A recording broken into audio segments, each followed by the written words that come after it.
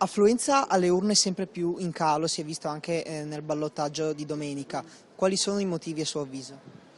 Il disinteresse totale della politica, anche perché se non puoi cambiare niente non usi non usi il diritto che hai perché dici tanto è lo stesso, ed è una cosa pericolosa, perché invece sarebbe proprio il momento di interessarsene per conto mio. Perché il popolo italiano non crede più alla politica, la realtà è questa.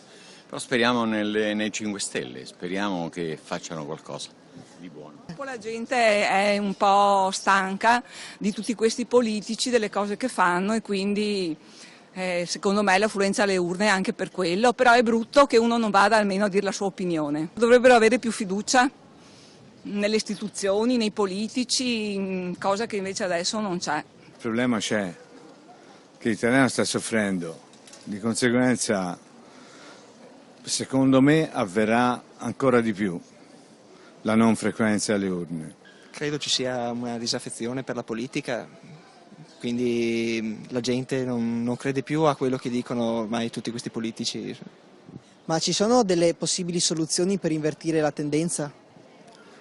Forse riavvicinarsi alla gente, andare nelle piazze a parlare con i cittadini. Non c'è niente di irreversibile, però bisognerebbe far riaffezionare le persone alla politica, coinvolgendole di più, chiedendo quali sono i bisogni proprio della gente, perché la gente anche avrebbe magari delle soluzioni.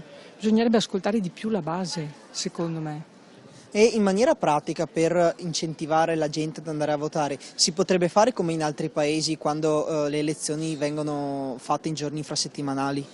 No, non sono d'accordo, perché nei giorni infrasettimanali la gente va a lavorare e noi non abbiamo la mentalità degli inglesi o di altri popoli europei. Ma a me pare una misura che è la volontà bisogna incidere sulla volontà, bisogna riacquisire la credibilità di rappresentanza. E questo è un processo lungo. Se la volontà è quella di non andare a votare, non si andrà a votare, perché non è uno può andare al mare così come può decidere di stare a casa a votare, sono 5 minuti, non è quello il problema. Il problema è che la mancanza di fiducia nelle istituzioni provoca questo e continuerà a provocarlo fino a che non avremo dei politici che siano adeguati alla situazione che stiamo vivendo.